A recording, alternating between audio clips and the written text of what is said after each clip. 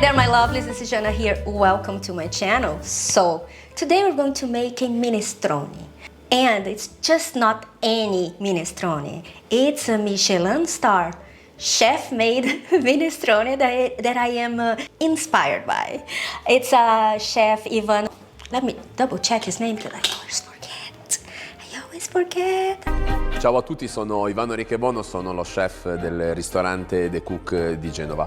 Okay, so now I got so excited about making this because the method he used is totally different, and he brought this extra richness and flavors and extra texture to the soup. So let me show you how I put it together.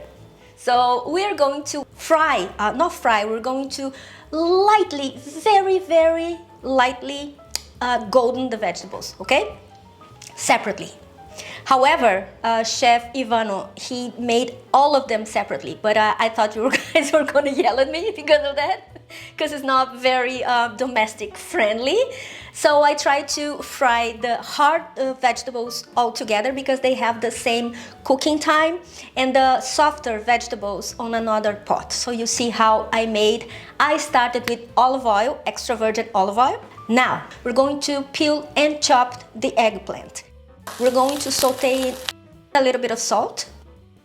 Now these ingredients, I want it light golden brown. I want to see the caramelization happening, okay? So this we do first in a separate pot or pan because it will take longer. So stir once in a while, and once it's done, set aside. So now we are going to very lightly golden the vegetables. Extra virgin olive oil. And then onions and celery, finely chopped, 1-2 minutes. Following, we're going to add, like I mentioned, the hard vegetables. Carrots, sweet potatoes, to which I have cut in 2 different sizes. That was a brilliant tip from Chef Ivano.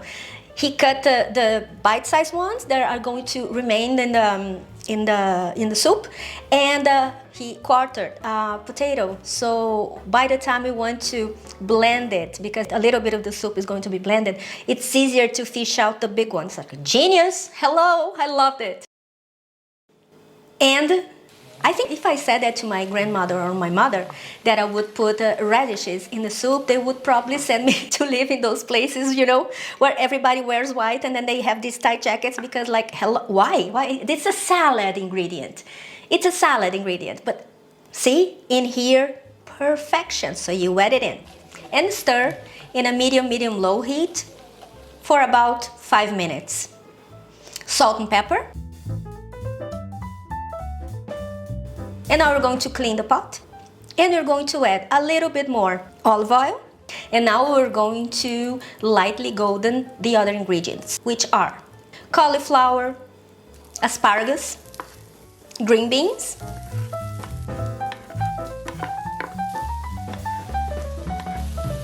salt and pepper. Have you noticed that we haven't added any garlic at all? Right, it's because we're going to make a fresh pesto using the mortar and pestle and mortar. This is a difficult one. It used to be like the Worcestershire sauce. See, I still struggle with that. Worcestershire sauce. There you go. We're going to use that, okay? Because that's what he used, and I wanted to remain loyal to his recipe, although I made a few changes, especially on the vegetables. Let me mention, he's using the vegetables that are available because they were the season vegetables. Now, to me, here in Gran Canaria, I already explained to you guys the situation, so I got my hands in whatever beautiful, fresh ingredients and vegetables I could find. You use whatever you have in hand. All this blabbing just to say to you, you use whatever you have in hand, because that's the intention of the minestrone.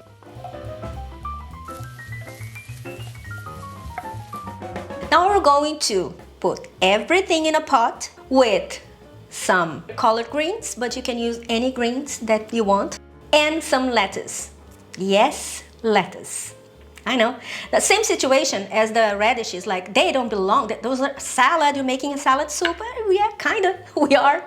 And then some veggie broth. to which you can see I didn't have any. I make it all the time, but I was out and there is no problem.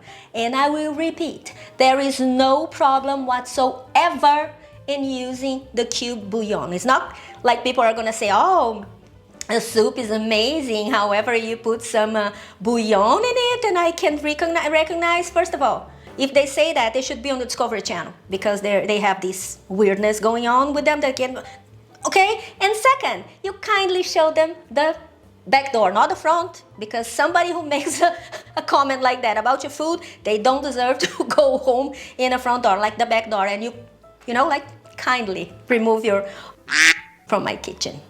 That's how you deal with that, weirdos. So we're going to now lower the heat and allow it to cook for 1 hour, all right? There's 2 more ingredients that I'm going to show you later.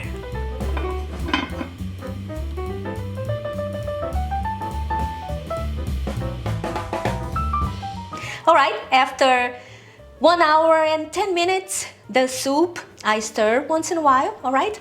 The soup is ready, and now we're going to add some cannellini beans, the white beans, and some pinto beans, all right?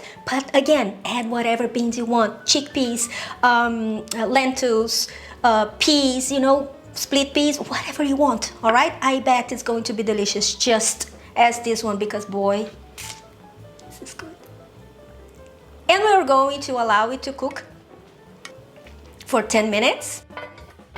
Now is the time to fish out some of the soup along with the potatoes, the big ones, okay? We're going to mash it, or you're going to blend it and put it back to the pot to add this extra creaminess. This soup is in the thicker side. It's not a watery soup, it's more like a cream, like of a porridge consistency, and that's how it's supposed to be. They say that the right consistency for the minestrone is if you put a spoon in the middle and the spoon won't move. So we're gonna try to do that. We'll see.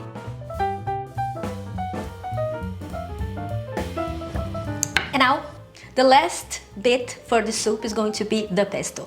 I have a few tips and tricks for you to have a perfectly green and beautiful pesto. And the first tip is you have to start making the pesto yesterday, because all the utensils that I use for my pesto, I put it in the freezer, because the basil, once you blend them, or once you, like we're going to do, we crush them, they will slightly heat up, and this will make them lose the bright green color, all right? It will eventually, because with time it oxidizes, but we're going to try to retard this process by putting everything in the fridge, like in the freezer. Mortar and pestle, everything you're going to use, except for the leaves and the basil leaves and the olive oil, all right? So everything else in the freezer, in the freezer.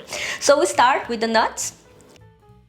4 or 5 grains of black pepper. If you don't have it, you can add freshly ground black pepper and the garlic and work on it. Just now, we're going to add the basil leaves, which are supposed to be in the fridge, okay? Covered and beautifully stored so they remain crunchy and with that beautiful green color. If they are too big, you can like crush them a little bit and put it on the mortar and pestle, but in stages. A little bunch, and then a little bunch, and then you work with it again. You can add a little bit of salt to help crush everything better.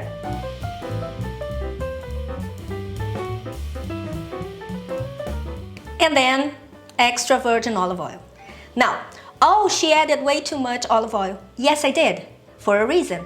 Because after we mash it and we mix everything together, now it doesn't need any more mashing, just mixing things up. We are going to tilt a little bit of the mortar and pestle. I don't know which one which is which, whatever.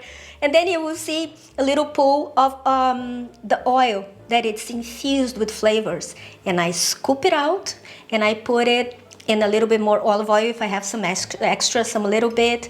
Nothing goes to waste in here. So I will now infuse my olive oil with those beautiful, fresh and tempting aromas from the pesto. Because now I have a beautiful salad dressing without having to work on it. So It's good. You mix it up, cover, put it in the fridge. It will last for up to a week, but I don't see why, because the next salad you're going to be using that. So that's also a tip. A handful of either nutritional yeast or vegan parm, okay?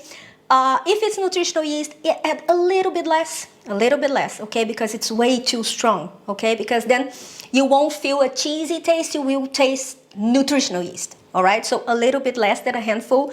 I would say like 2 tablespoons.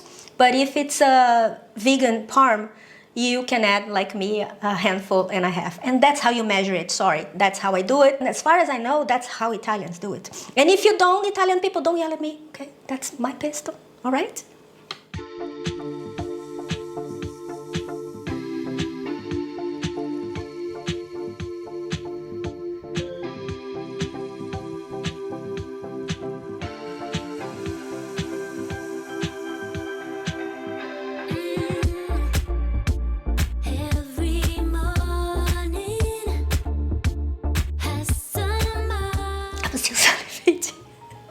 I'm still salivating.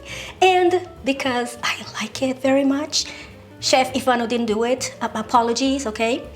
No, I will. So, and this is a main dish. This is no starter or anything like that. Are you kidding me?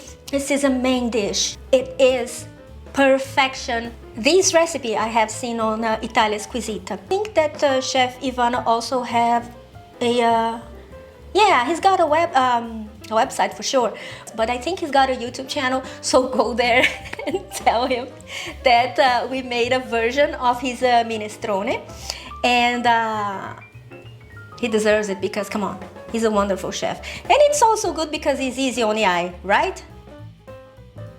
A soup, to me, is a hug in a bowl, and nothing describes it better than Chef Ivano's minestrone. Now our minestrone, because we twisted and twitched a little bit and made our own. So let me know in the comments below if you're going to make that and what you're going to use. All right, so I'll see you next time. Have a wonderful week. Bye bye. And my earring fell. Oh my god, what's happening? It's never happened before. Oh well. So